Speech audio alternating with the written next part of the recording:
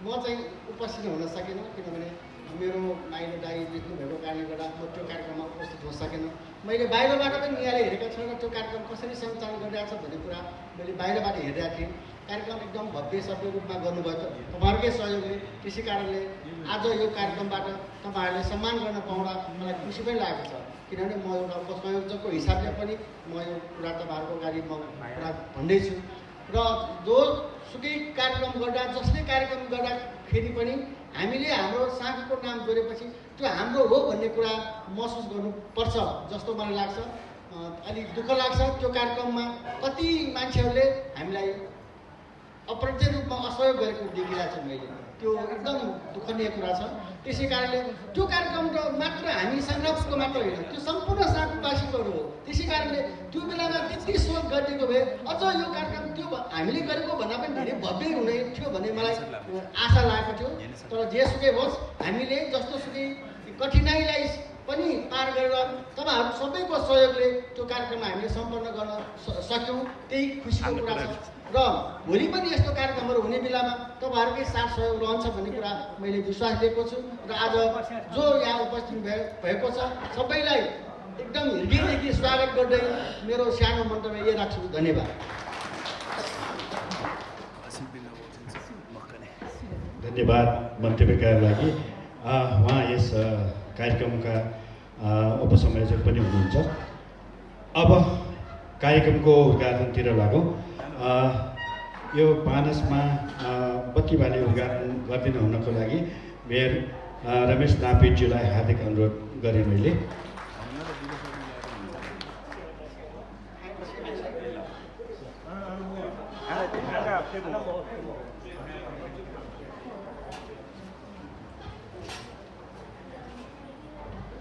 पर्यटन प्रवर्धनका लागि शङ्खरापुर नगरपालिकाको आयोजना, शङ्खरापुर नगरपालिका वडा नम्बर 6 र 7 को संयोजन तथा शङ्खरापुर उद्योग वाणिज्य सङ्घको सह आयोजना संयोजनमा सम्पन्न शङ्खरापुर सको महोत्सव 2081 को आयव्यय सार्वजनिक तथा सम्मान कार्यक्रमको उद्घाटन कार्य भइरहेको छ।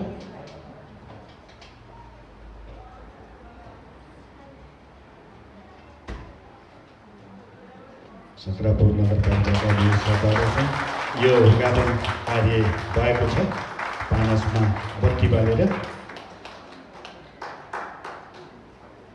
साँच्चै नै निकै भव्य रूपमा हुनुपर्ने जुन कार्यक्रम थियो शङ्खरापुर सको महोत्सव, हाम्रो सम्पदा संस्कृतिलाई सबैमाझ पहिचान गराउने उद्देश्यसहित पर्यटन प्रवर्धनमा टेवा पुर्याउनको लागि गरिएको यो महत्त्वपूर्ण उत्सव थियो। त्यसमा केही कमजोरी रह्यो होला, तैपनि त्यो उत्सव निकै स्मरणीय नै रहेको थियो।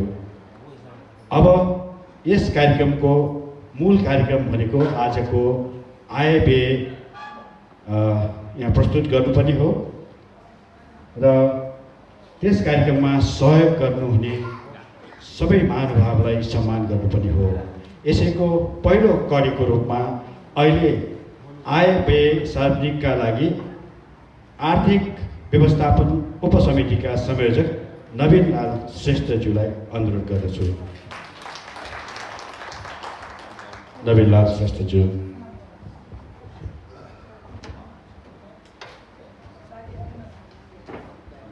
धन्यवाद रतनजी। आज यस कार्यक्रमका प्रमुख मेयर साहब रमेश नापितज्यू र हाम्रो संयोजक उपसंयोजक वडा नम्बर 6 का अध्यक्ष र यस नगरपालिका प्रमुखका ज्यू राधाकृष्णज्यू र 7 नम्बरका वडा अध्यक्षज्यू कृष्ण राई र अरू 1 देखि 9 नम्बरसम्मका वडा अध्यक्षज्यू र साथीहरू र पत्रकार साथीहरू र हाम्रा साथीवासी दाजुभाइ दिदीबहिनी तथा बाहिरबाट साथीबाट बाहिरबाट पाल्नु भएका साथीहरू र मैले छुट्याइहालेँ हाम्रो उद्योग वाणिज्यका अध्यक्षज्यू होइन सभापति पनि हुनुहुन्छ। उहाँलाई यो हाम्रो मार्च 16 देखि 19 गतेसम्म कार्यक्रम गरेको थियो। यसमा आर्थिक तथा भौतिक जति पनि सहयोग गर्नुहुने साथीहरूलाई म मेरो तर्फबाट मुरी धन्यवाद दिन चाहन्छु। हामीले यस शङ्खलापुर नगरपालिकालाई साथलाई हामीले हाम्रो भनेर एउटा जुन पर्यटन विकासको लागि टेवा पुर्याउनको लागि हाम्रो सबै कुराहरू दर्शाउनको लागि हामीले यो कार्यक्रम गरेको जस्तो लाग्छ र यसमा हामीलाई सहयोग गर्नुहुने साथीहरूलाई मैले फेरि पनि एकचोटि मुरी धन्यवाद दिन चाहन्छु र स्पेसली हामीलाई आर्थिक रूपमा सहयोग गर्नुहुने साथीहरूलाई पनि म यस्तो कार्यक्रम हुँदाखेरि सहयोग हाम्रो एक शब्दमा सुनेर हाम्रो एउटा अनुरोधमा मानेर सहयोग गर्नुहुनेलाई पनि मुरी धन्यवाद दिन चाहन्छु। साथै म यो आजको यो मेन आयले सार्वजनिक प्रजा सम्मान कार्यक्रममा मेन आयले नै हामीले गर्नुपर्ने हुँदाखेरि म यो कुराहरू हजुरलाई हजुरहरूसम्म चाहिँ अनुरोध गर्न चाहन्छु, प्रस्तुत गर्न चाहन्छु मेरो साथको आज्ञाले। फर्स्ट हामीले आय जम्मा टोटली हामीले आय गऱ्यौँ 24,56,350 रुपियाँ। हजुरमा हामीले यो एउटा सानो आयको एउटा 2 पेजको एउटा हालेको छौँ, 4 पेजको, जसमा 1 नम्बरमा छ शङ्खलापुर नगरपालिकाले 10 लाख रुपियाँ दिएको छ हामीलाई। 2 नम्बरमा हामीलाई शङ्खलापुर नगरपालिका वडा नम्बर 6 र 7बाट 2 लाख गरेर 4 लाख रुपियाँ आएको छ।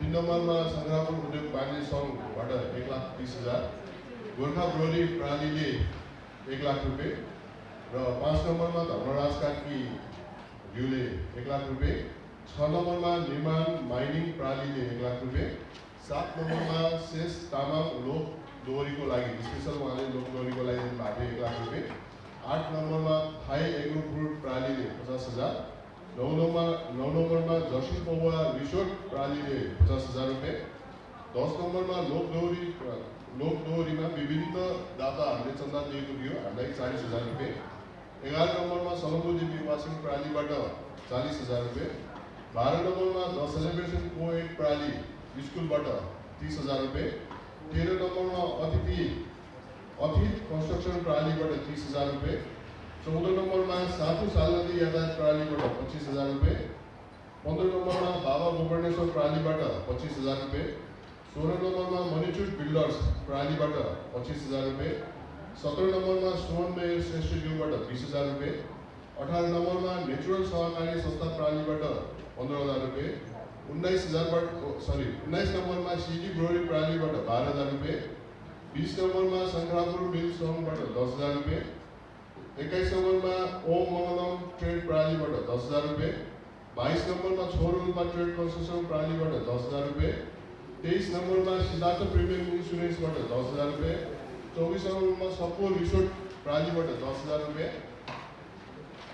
त्यस्तै गरी 25 नम्बरमा ऐचो सहकारीबाट 10,000 रुपियाँ, 26 नम्बरमा मदन गोपाल कारणजीबाट 10,000 रुपियाँ, 27 नम्बरमा हेभन हिल प्रणालीबाट 10,000 रुपियाँ, 28 नम्बरमा विनोद बङ्गालज्यूबाट 10,000 रुपियाँ, 29 नम्बरमा ग्लोबल आइएमई ब्याङ्क साथुबाट 8500 रुपियाँ 8,500 रुपियाँ र 30 नम्बरमा स्टलबाट हामीले पैसाहरू अलिकति कलेक्सन गरेको थियौँ 6,550 रुपियाँ, 31 नम्बरमा बजाशाली बहुउद्देश्य सहकारी संस्था लिगबाट 5,000, 32 नम्बरमा मनी सैल बचत तथा सहकारी संस्था लिमिटेडबाट 5,000, 33 नम्बरबाट स्वस्थानी बचत तथा ऋण सहकारी संस्था लिमिटेडबाट 5,000, 34 नम्बरमा दिव्य ज्योति बचत तथा ऋण सहकारी संस्था लिमिटेडबाट 5,000, 35 नम्बरमा आमा होम स्टे भनेर हाम्रो यो फेरीमा छ उहाँबाट 5,000 रुपियाँ, 36 नम्बरमा प्रज्ञा परिमिता बचत तथा ऋण सहकारीबाट 5,000 रुपियाँ, 37 नम्बरमा शालिको इन्सुरेन्सबाट 5,000 रुपियाँ,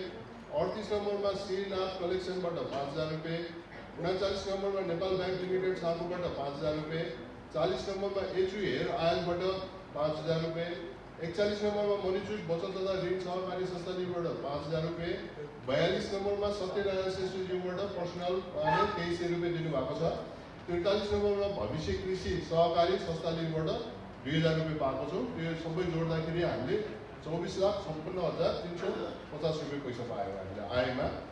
त्यस्तै गरेर हामीले खर्च गऱ्यौँ बिहेमा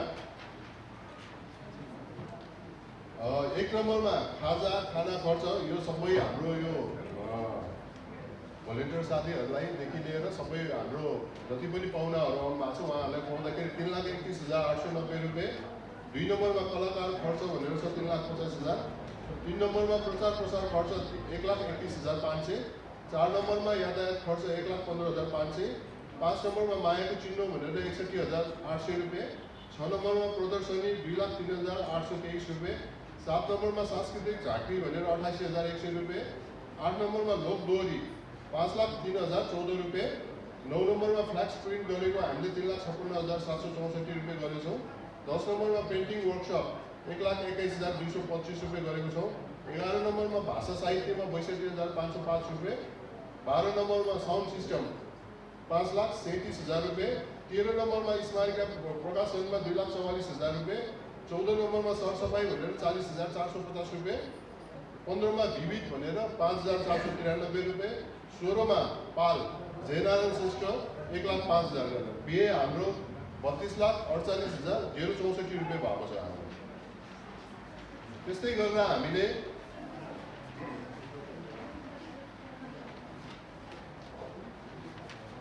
हामीले दिन बाँकी पनि केही पैसा बाँकी छ त्यो पनि हजुरहरूमाथि राख्न चाहन्छु।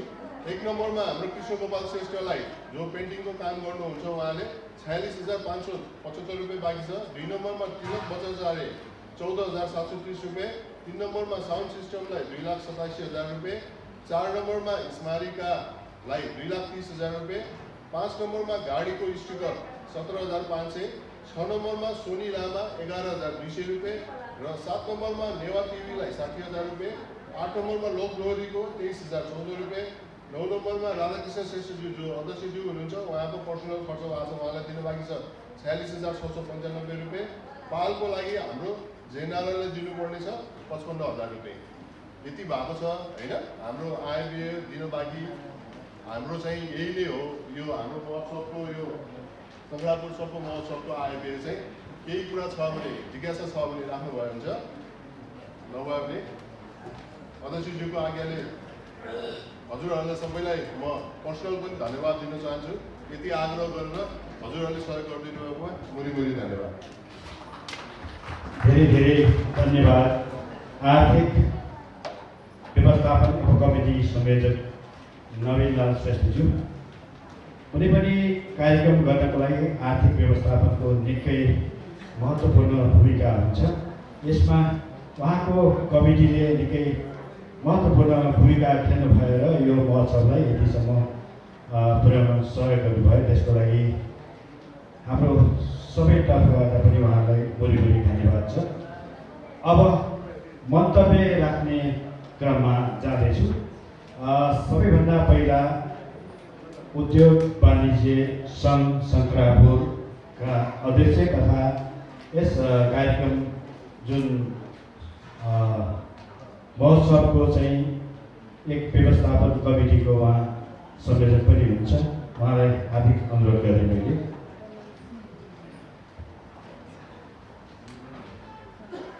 सत्यनारायण श्रेष्ठज्यू।